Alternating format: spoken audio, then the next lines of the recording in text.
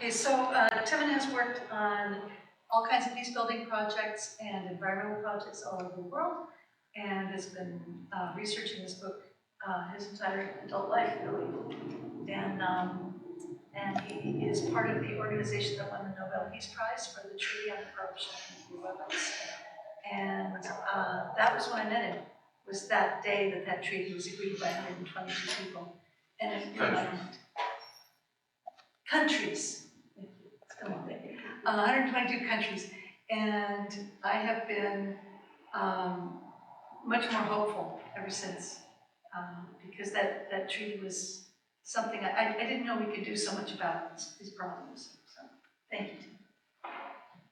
You might want to get actually their recording. Yeah, is this okay here or? Sure. Yeah. So yeah. I do have some slides, so I'll show you some slides. We can run through some of them, but I want to. The idea is to give you a sense of the book. It's got a lot of detail, and a lot of people helped, including Maya, with some of the feedback and so on. And it's got lots of footnotes, more than 900 footnotes, so that you can go and check yourself if you're not sure about my interpretation or you want to look at the original sources or whatever. Welcome. I'm like, hey, come on in. Come sit up front. We're such a tiny crowd. And there is the short version, which is just pictures and graphs and a little bit of information. But this is available to download for free. But the book.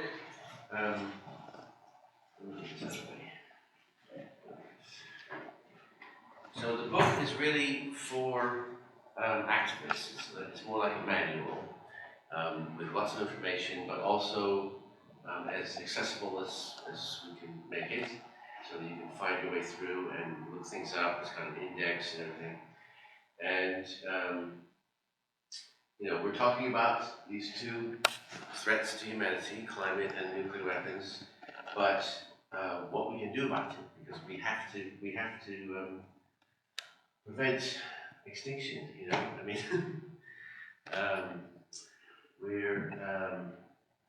The title of the book is based on the idea that I'll come to about how these two issues are linked. But we start out by going through in quite some detail about climate and nuclear weapons each, because part of the reason that we have this problem, these existential threats, is that there's so much confusion about them. And one of the things that we did for the book was to find figures and statistics that are very, very hard to find. I don't know if any of you have tried to search through the IPCC. I don't know if you've looked at their stuff, but it's very heavy science, and it's there's thousands of pages, and they use numbers. For instance, the carbon emissions from different sectors of the economy, but nowhere in those thousands of pages do they actually give you a table with everything laid out. So it's in our book, so it saves you the time to go through. And the same with nuclear weapons. Getting down to what the real cost is of nuclear weapons, because they tell you a certain amount. We'll see on the slides, but we started a correspondence with the Congressional Budget Office to try to get underneath some of the numbers and try to get clarification from them. And again, you won't find these numbers anywhere else because it's so hard to dig them out. So the book is really to try to help people with those kinds of numbers. And as I said, we start with climate, and it's disturbing to me that so many people know that we have a climate crisis and care about the planet and know that we've got to do something, and yet the scale of what we're doing is so small compared to what has to happen. And I don't know if you've all seen this kind of map of sea level rise, but these are, you can see 1 degree, 2 degrees. We're already, the target of the Paris Agreement was but they've got to stay below 1.5 degrees centigrade increase in the climate. And we're already there. You know, that was the target for 2030. And, wait for me to,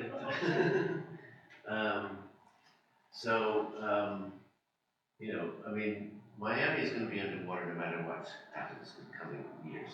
But, if the ice caps actually melted, and you don't see these kinds of maps because they're going further into the future, beyond 2100. But, this is if the ice caps melt, we're talking about 200 feet of sea level rise. And, that's just the tip of the iceberg, as it were, because, all these other factors that makes the climate such a crucial piece of the overall environment. I mean, everything else is affected. Food supplies, other species. So we have no choice but to fix this, and there are ways to fix it, and so that's what we're going to talk about. This is our beautiful planet that we're trying to save. And I skipped a lot of the climate stuff because I know you all know about climate. Does anybody know what that is?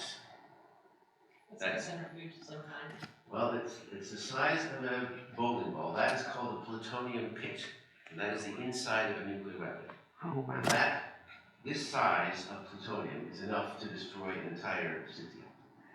And we've got 10 to 13,000 of these, and they're building them all the time, and it's just absolutely insanity. And this is our other big challenge, because so many things could go wrong at any moment. This is a sign in North Carolina, and it just says nuclear mishap. It sounds pretty innocuous, but 2 megaton bombs were dropped by mistake in 1961 on North Carolina. Which one, Jimmy Kimmel or somebody says, that's why we have It's 2. John Oliver John says Oliver. that's why we have 2 Carolinas. So, if either of those bombs had actually exploded, this is what would have affected on the East Coast. And one of the bombs fell according to plan. I mean, it was, the plane crashed and the bombs fell. One of them had 6 safety catches, and 5 of them didn't work, and were saved from this by 1 safety catch, which according to Vicki cost 29 cents, but I don't know whether that's totally accurate. But the other one fell into the mud in a field, and they couldn't get it out. It's still there. It's behind a fence next to that sign. And that, this is the kind of ridiculously scary situation that we're in with these accidents and miscalculations and miscommunications. This is a Minuteman silo in Wyoming or somewhere out there.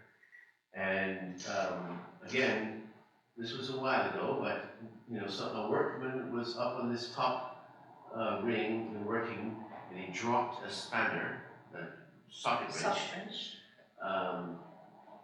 and it fell down, hit the side of the missile, and punctured a hole in it. Then the fuel leaked out, the whole thing exploded. He was killed, along with several other people. And they found the warhead the next morning in a ditch outside the front entrance of the base. Next picture, that's what it looked like after this accident. And we've had literally thousands of these accidents since the atomic age. And we're playing with this danger that these weapons are so massive and so dangerous. This is one of the nuclear weapons that was rescued from the bottom of the ocean. There's 50 down there that have fallen off ships.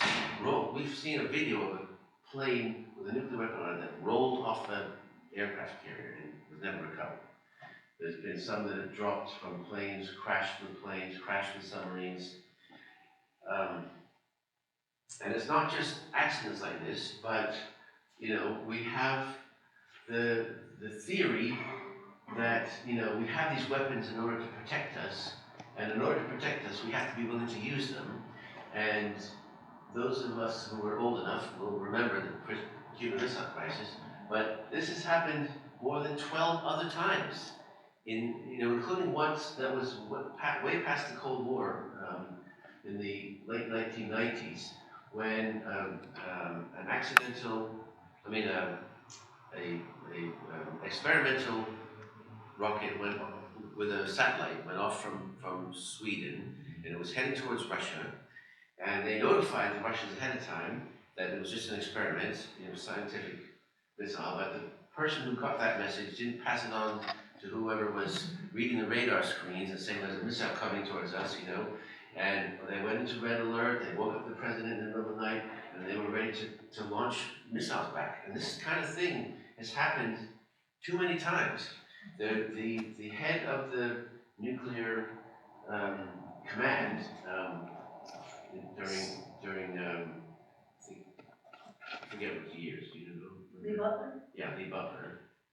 I mean, there's two retired commanders who have said publicly, we've only survived the Cold War by pure luck, because not only are these accidents happening and misunderstandings and miscommunications, but there's just too much danger in this.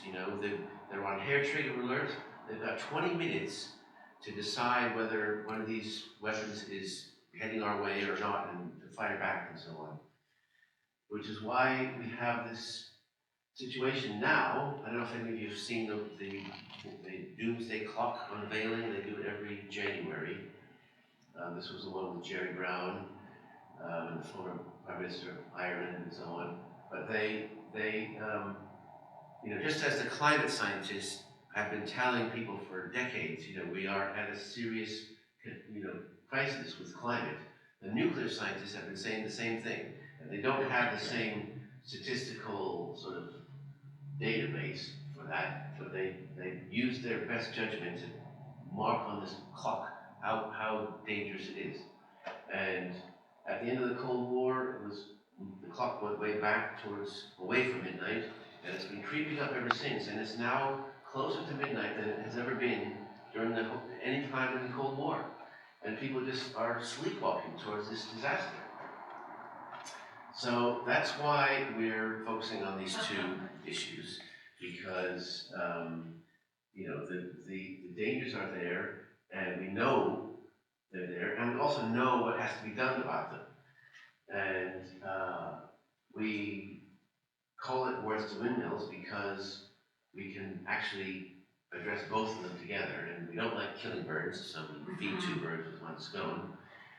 But the nuclear issue and the climate issue are linked in a number of ways, which we're going to talk about now. And we don't mean we want to make radioactive windmills, because that would not really be the point. But there are... Is the voice being recorded? Yeah, I think so, yeah. Are you getting everything? So, wait. Okay, so, yeah, you can go to the next one. So, we don't want to take the warheads and actually make windmills out of them. But the people that make nuclear weapons, and this is the total number of civilians involved in the nuclear weapons industry in this country. It seems like a lot, but there's 300 million people in the country, so it's actually a small number of employees.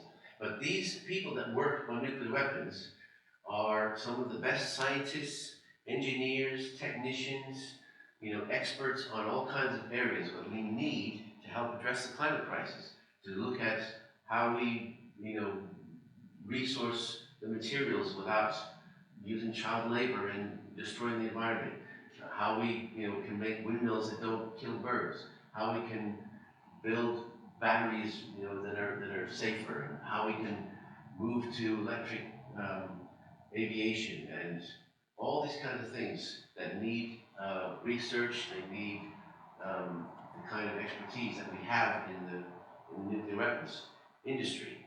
And this project started because I was living in England before, and there was a study done of a town in the north of England called Barrow-in-Furness, where they made the nuclear weapon submarines, nuclear missile submarines.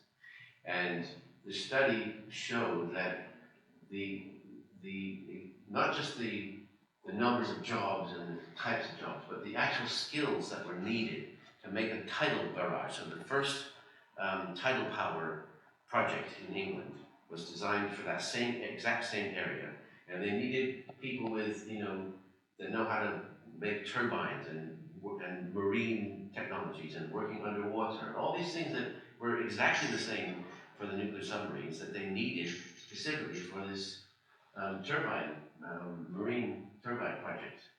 And so, I looked in this country for this similar kind of research, and there wasn't anything recent. I mean, during the 1980s or the 90s, I guess, when the Cold War ended, there were a lot of, or maybe when the Vietnam War ended, I don't know. Anyway, there were projects before that were looking at, economic conversion of military industries and so on. But recently, there's not been as much done on that, and so these are just a sampling of the kinds of jobs that we could be using those skills and people that are working on nuclear weapons to be actually addressing the climate crisis. So jobs is one thing, but the money is another huge factor, because the amount of money that we're spending on nuclear weapons, I mentioned that most people don't know how much it is. I don't know if you saw the new budget just came out today from President Biden, and it says 34 billion for nuclear weapons, but that's nonsense. It's way more than that, and I mean that's a lot already, but that's nothing compared to. So the bottom line, the blue bottom column is what's officially the nuclear weapons budget from the Department of Defense. But there's so many more layers of other costs that go into this. We're talking trillions of dollars. This is just for the next 10 years, well, up to 2030 actually, 1.2 trillion, which is already now being estimated as 1.7 trillion. But if you just, I mean, the plans right now for rebuilding every single piece of nuclear technology, from the ICBMs to the submarines, planes, radar systems, everything's being rebuilt for the next 60 years, and they've put money aside as with contracts that come to trillions, literally trillions of dollars going into nuclear weapons that we don't need and that are dangerous and threatening life on this planet. And at the same time, we need that money for the climate. I mean, we're not going to solve the climate crisis without money, without government intervention and all kinds of things. We've made a start with the Inflation Reduction Act, but if you read the chapter in the book, you'll realize that that's not all good stuff. And in fact, there's a lot of hidden negative factors in the Inflation Reduction Act, but it's also a drop in the bucket compared to the amount of money that we need to address things like public transportation, redoing the entire electricity grid, planting trees, helping other countries that don't have the money to make the transition. We've got to put huge investment. It's not an unlimited amount, but it's a lot of money, and we know one place where we can get it. There's lots of other places where you could, when we have a COVID or a banking crisis, the money disappears. But we know that there's money that's set aside for one existential threat that could be used to resolve another existential threat or help do that. And of course, the biggest thing is that the countries that are the largest carbon emitters in the world, China, US, Russia, India, Europe, and so on, are the very countries that are pointing nuclear weapons at each other.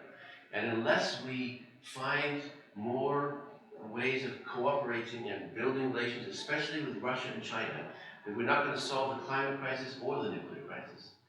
And we've seen already with the Ukraine war how much the tension with Russia has undermined not only the nuclear question, but has undermined the whole agenda on climate because of the scramble to sort of replace Russian gas and undoing all these regulations and efforts that were going on in Europe especially to address the climate crisis are all undermined because they want to stop Russia.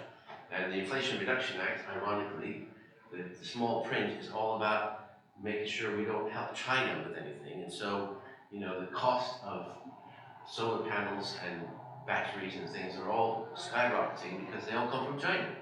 And the Inflation Reduction Act is actually, ironically, an inflation increasing act.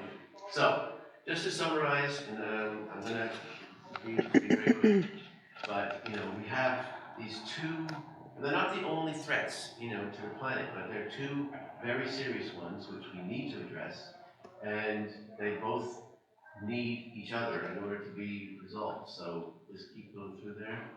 So, as I said, the money, the jobs that are going into nuclear weapons could so much help us resolve the climate crisis and at the same time stop the nuclear crisis. And they can't be resolved without working together with these other countries.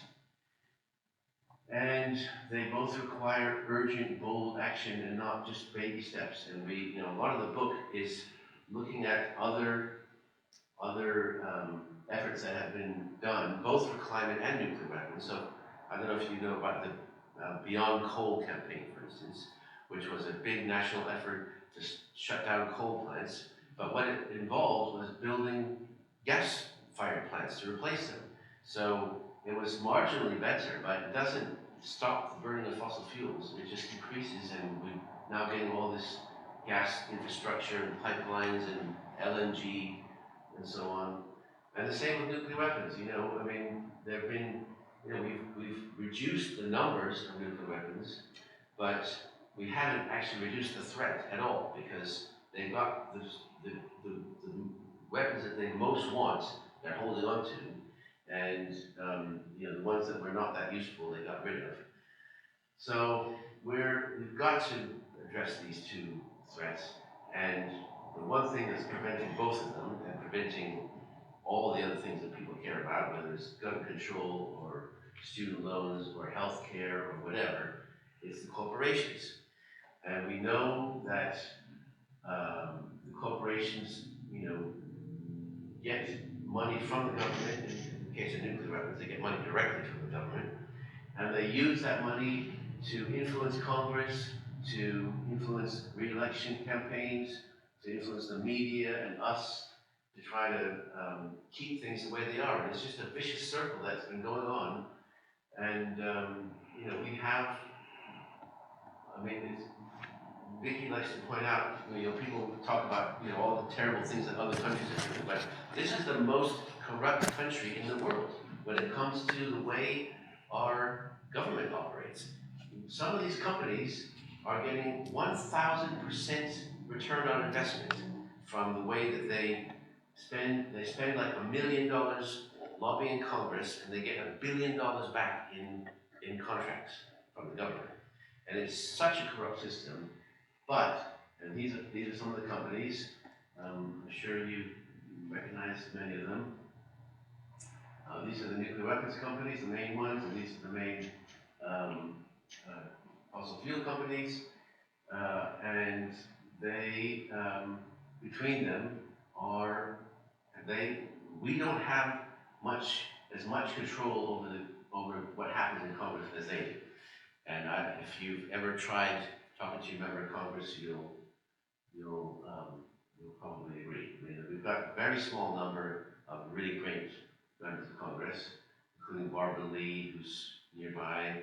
See yours? Yes, I voted for. Yeah? Yeah, and she lost, yeah. Well, she lost they lost the Senate thing, but is she going to stay in Congress, or has she lost her seat? No. I don't know either. But anyway, she's great. And there are some other launch of our book in Congress. some other really great members of Congress, but they're a drop in the ocean. You know, we have 12 that are really on board with these things, and you know, out of 535. So, we have to go after these companies, and the great thing is we know how to do it. You all know who that is? Rosa Parks. Yeah. So, you know, boycotts have been used for decades in all kinds of campaigns, from, you know, farm workers to apartheid to Darfur to big milk formula and so on. and divestment campaigns also, and they're effective. And they're effective for all kinds of different reasons. They haven't stopped anything completely, but the fossil fuel movement right now has got institutions withholding over $40 trillion from the fossil fuel industry. Hello, welcome. Hi, come on in, come up close. And you know, the nuclear weapons divestment movement internationally is about 4 trillion, which is a tenth of that.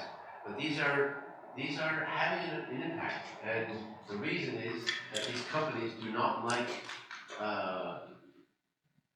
being on the wrong side of public opinion, and it does have a monetary effect on these companies. I mean, we have a divestment advisor who's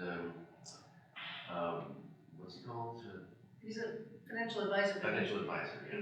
He is an expert in sustainable and green investing. Yeah, but you know, we have there's a number of terms that they use. I don't know if you're familiar with different divestment things, but have you heard of stranded assets, which is mostly to do with fossil fuels, but it's also related to nuclear weapons, and that is when the value of like Mobil Exxon,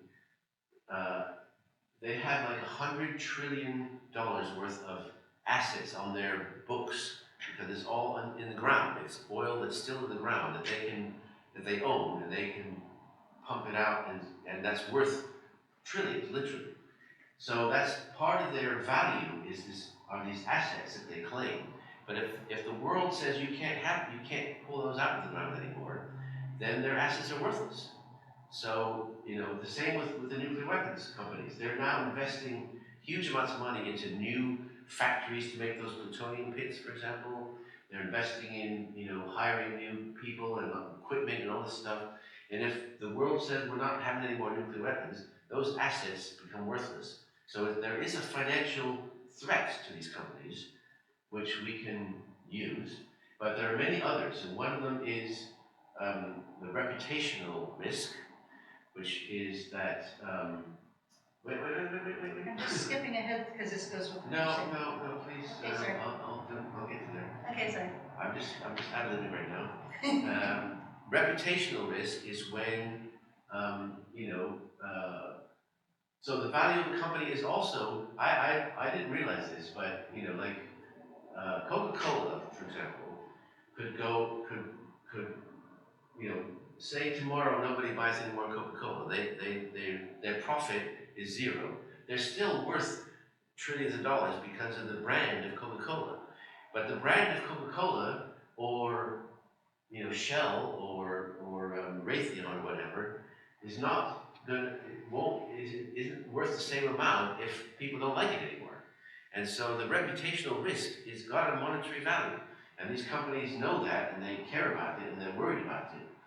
And the same with another term is called investor anxiety, because one of the main arguments against divestment that you'll hear all the time is that people say, well, if I give up my shares, someone else will just buy them, so what's the difference? But the fact is that they do care, because when any entity starts pulling money out of one of these companies, it gives the other investors legitimacy, because they don't know what all the factors are. They don't know if the price is going to go down or whatever. So there are these actual economic terms that affect companies, including the value of their companies, and we can use that, and we have used that. And so the biggest argument that I use in the book is based, so this is where it goes back to several decades, because I did my PhD research on the peace movement in the 1980s and the impact of campaigns on these companies. I mean, some of them are the same companies, but a lot of them are gone now. And one of them, so my question was, how did Ronald Reagan, who was one of the most anti-Russian, anti-communist, pro-military, pro-nuclear weapons presidents up to that point, how did he go from being so pro-nuclear to ending up signing treaties with Gorbachev? I really wanted to know the answer to that. And there are many different factors, I mean there were many different factors then, but one of the key ones was this pressure on the companies in the 1980s. And this was, took a number of different forms. One of them was a bunch of boycotts of different companies. Was anybody around then involved in that? Morton Salt. Morton Salt. Morton Tycol company made nuclear weapons and salt.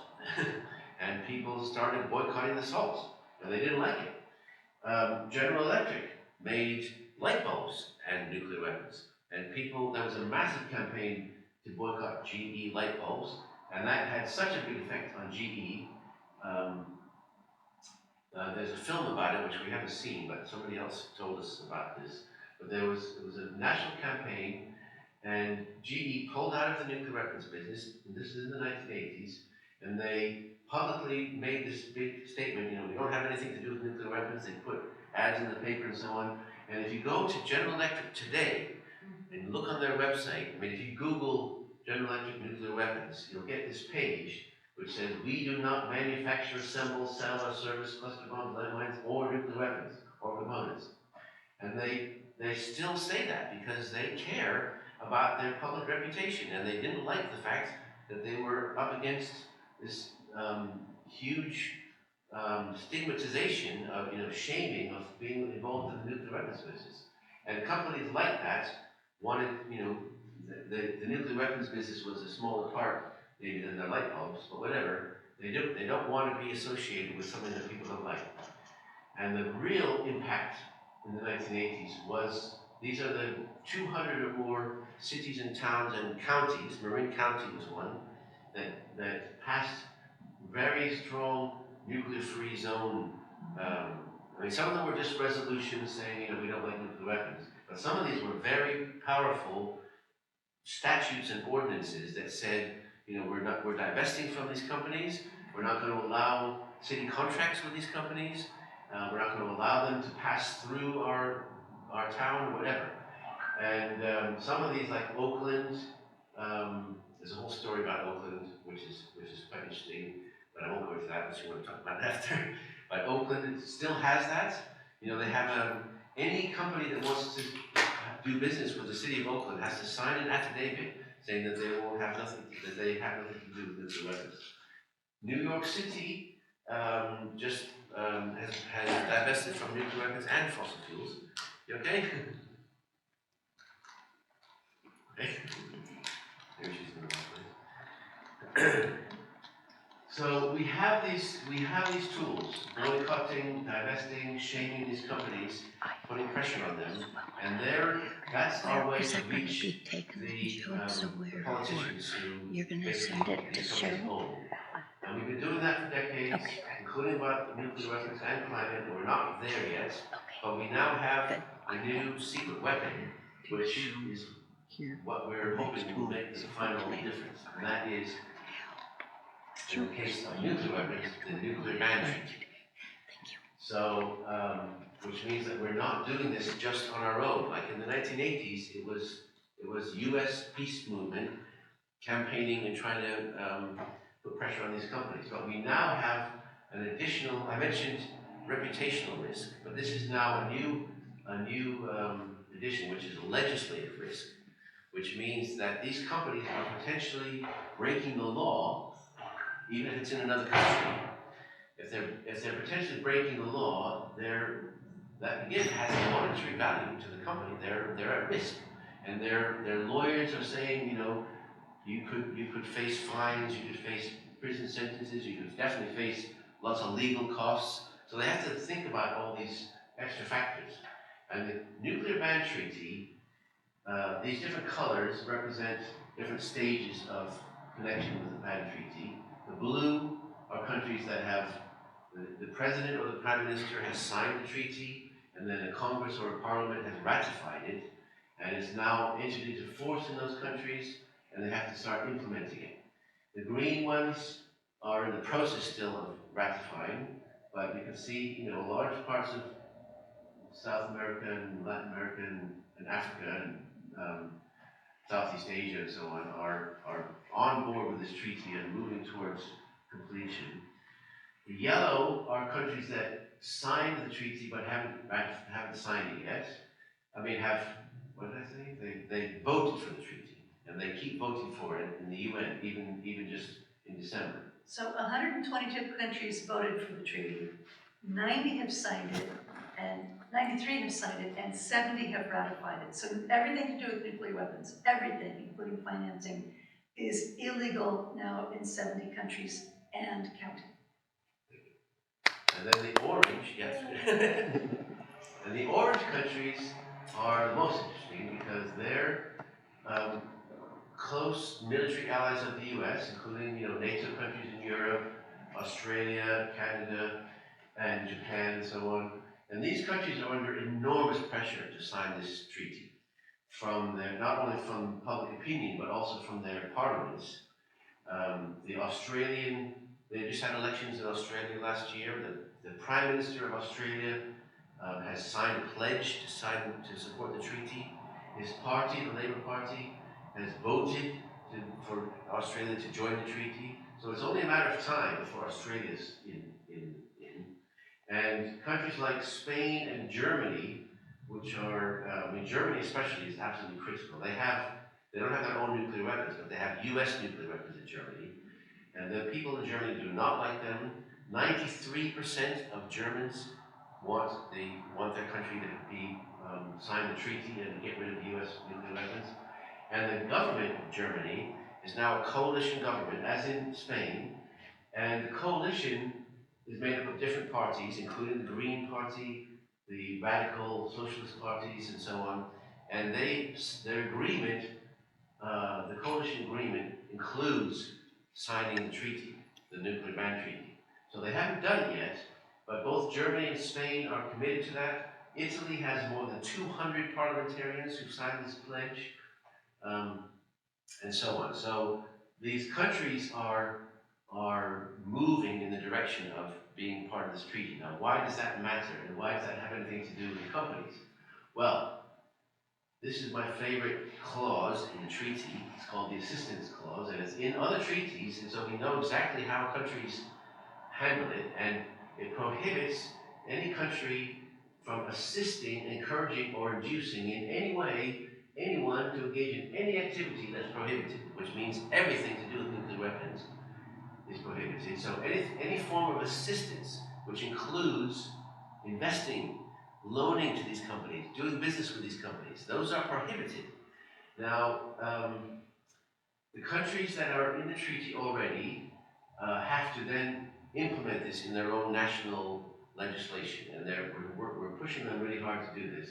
Can you go back? Yep, sorry. Because,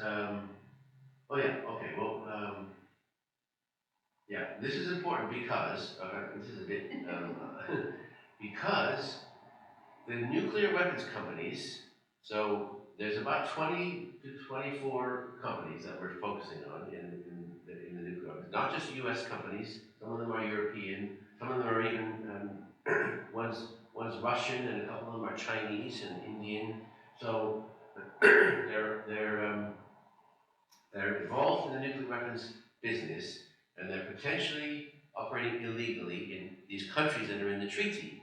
Well, this is where Honeywell operates. They have branches, offices, facilities, suppliers, investors in 110 countries, including all these countries that are already in the treaty, and many that are in the process of going into it. So what it means, and this is another company, Airbus is a Dutch company that makes nuclear weapons, Thales is a French company, but these companies are already operating in these countries, and when I said that they're facing a legislative risk, it means that they're potentially operating illegally already in some of these countries, and that puts pressure on these companies that we want to build on. And this is my favorite law, which is the Prohibition of Nuclear Weapons Act in the Republic of Ireland.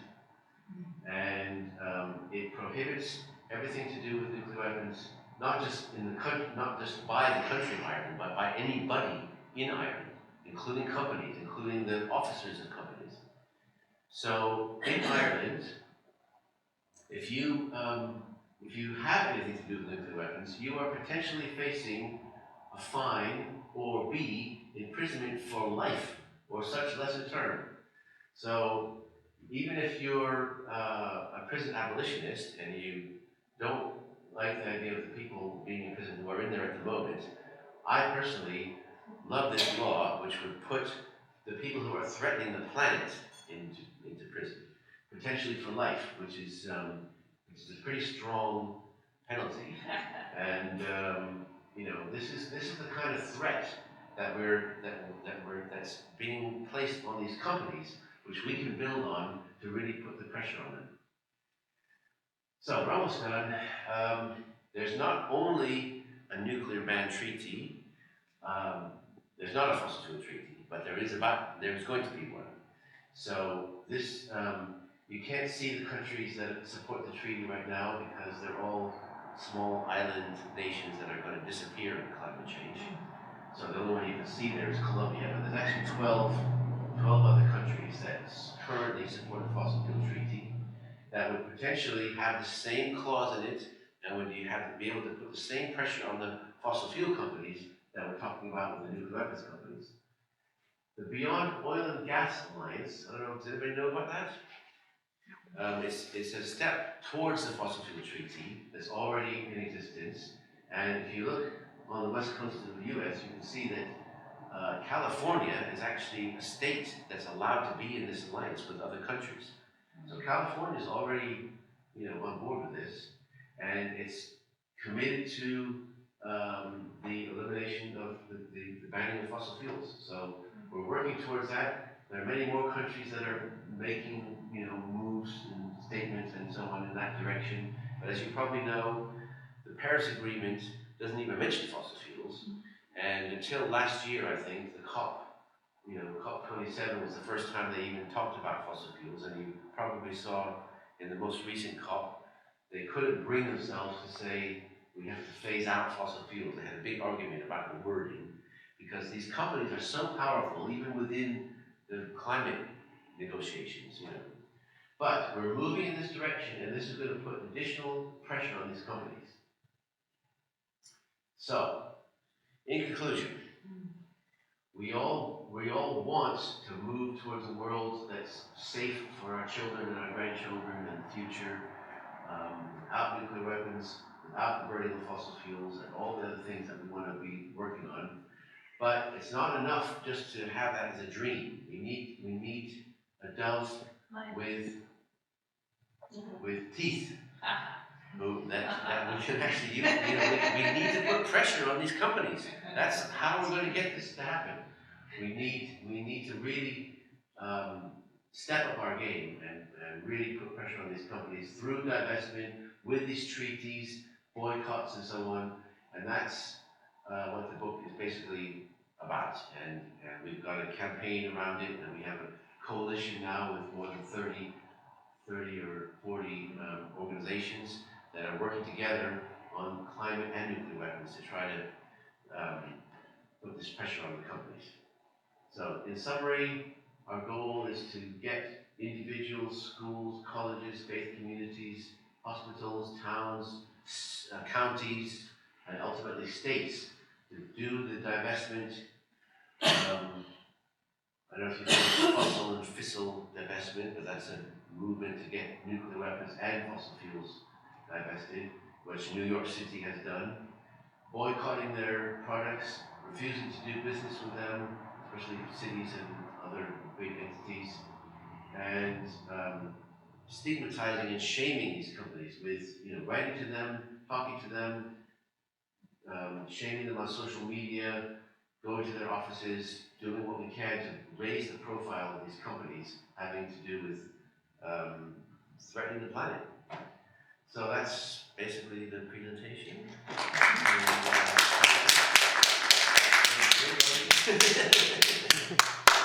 And I know you gotta go, but any questions or? Before we get questions, can I just Oh, do this? sure. Okay, so as Tim said, this beautiful full-color thing is available for free to download at warheads2windmills.org.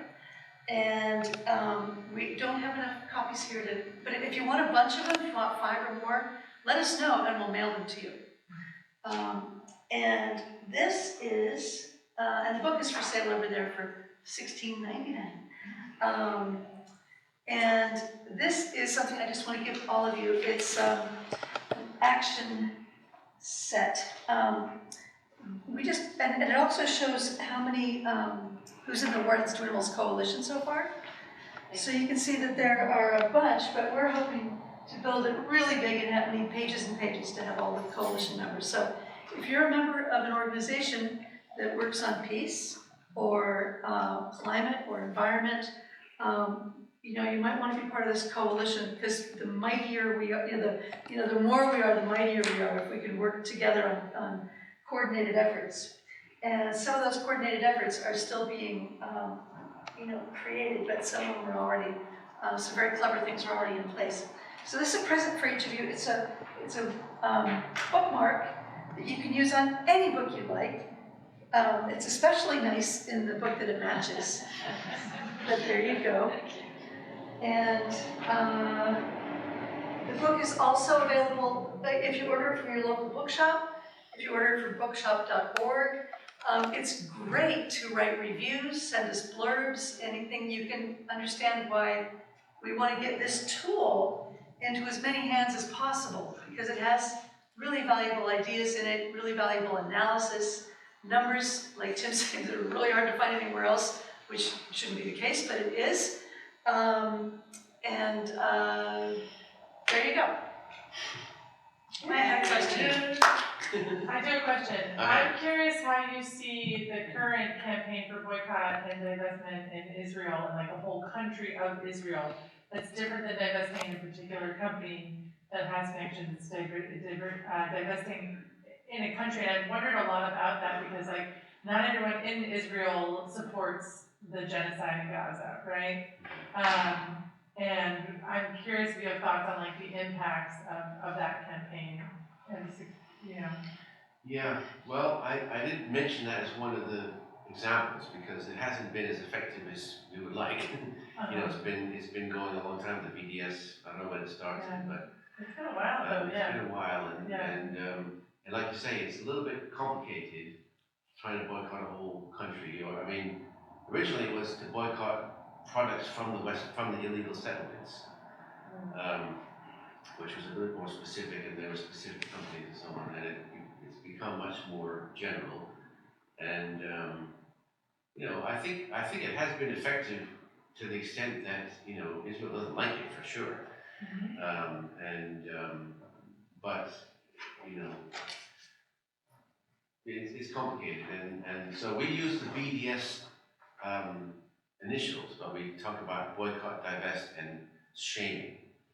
Because sanctions is something that countries can do more, and we're not a country, so, but shaming the companies and focusing very specifically on the companies, I think for all the reasons I was trying to explain about why they're vulnerable, that also doesn't apply to countries in quite the same way. You can't force Israel to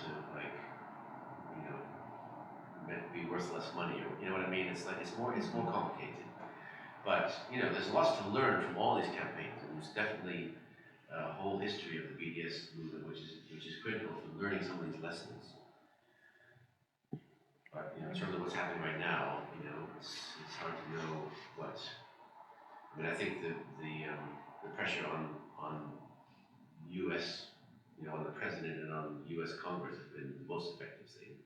All across the country, people sitting in offices and doing all that kind of stuff has forced them to at least, start to say things like ceasefire, but it's difficult. You have a question here. I have a quick question. So, it's a current bill, the W2W HR 2775. So it's current, right? Yes. Okay. Yes. And some, are you with WILPF? Or? I am with WILPF, but I'm also part of Fox Christie, and I'm familiar with Peace Action. Yeah. Thanks for coming. Well, it's just that WILPF, there's been the numbers change each session, and Right. Eleanor Holmes Norton, who can't even vote on her own bill because she's from DC, but she's been putting this bill in since 1993. So the numbers change over time, Right. and some of the publicity is out of date. But Right. that's the current number Okay, until January, Okay. next year. all right, good, that's what I wanted to know. But WILPF has been a real supporter of that. Yeah. That's a national bill that actually Tim helped rewrite the last time or two, which is about, the US should sign the treaty and should start moving all the nuclear countries toward joining the treaty and eventually, work towards abolition of nuclear weapons in the entire world. And that the money that is wasted there should be moved to climate solutions and other pressing human needs. It's a total no-brainer. If we could flip a switch and pass that, it would make our job, we could maybe take a vacation. But it needs a lot more support. I have a question, I might not be able to answer, but locally we've had some it's a complicated issue, but I've noticed that, because I was really curious about California being one of the only states that were a part of the treaty with that. The Beyond Oil and Gas Alliance. Yeah. Some years ago, I was really interested in looking at the biofuel industry because there was a biofuel company that purchased a small biofuel company here in Watsonville that's currently operating. So I was really interested in the kinds of emissions that they're going to be producing because they're actually in a neighborhood. So I also came across some documents that looked like there was a big interest in developing California as a biofuel producer by some biofuel companies in the Midwest. Actually, the biofuel company now belongs to a Western company. And then I started to look at why are they interested in this region in particular, and then found some letters from a handful of individuals that were, managers and corporate types involved in the biofuel industry, to President Trump, asking President Trump to secure our biofuel need, or our they were asking him to secure the need in China for our production biofuels, and then realized that I was realizing that there's the industry in Watsonville that's connected to all the farmlands is a beautiful place for raw product to be grown, especially if you're moving towards mechanization and trying to cut off any immigration of workers that are actually being used currently for the production of food. So just want to throw that out there. Yeah, well. It's a slight complication to our, wanting to migrate towards biofuels and the economic impact. And not only that, but the potential for exploitation of certain communities. Oh yeah, there's so many complicated and wrong pathways that we're already going down, with companies trying to cash in on the green, transition and so on. And I do, talk about them all, a lot of them anyway, in the book. And the first point that I make about biofuels and biomass, which, not only Trump, but, the Inflation Reduction Act that was just passed puts huge amounts of money, billions into this. And the reality is that they produce the exact same emissions as fossil fuels. There's no difference. Yeah. Some studies have said that, biomass in particular is worse. because they're burning, they're using incinerators to burn municipal waste with all kinds of toxins in it to generate electricity, and they're calling it biomass. And the thing about it is, it's exempt from all the regulations because they're, it's supposedly part of the green transition. So it's not counted in a lot of the accounting of emissions. And, because the theory is, well, the biofuel, they grow the corn or whatever, and or in the case of trees, they're replanting the trees or they're replanting the corn, and so it all equals out supposedly. But the reality is that they're just replacing one form of carbon emissions with another form of carbon emissions. Well, that was the thing that was really interesting to me too, was that there was such a lack of regulation around the biofuel company itself. No, I just think it's. And I noticed the city itself didn't really have any protocols for any sort of incident where there's an explosion or fire because you're uploading and downloading, product. Right. So it just didn't seem like, even currently, the city's not really prepared for any sort of fallout from having that. Keep an eye on it. Yeah, that's definitely needs. Good research in here. It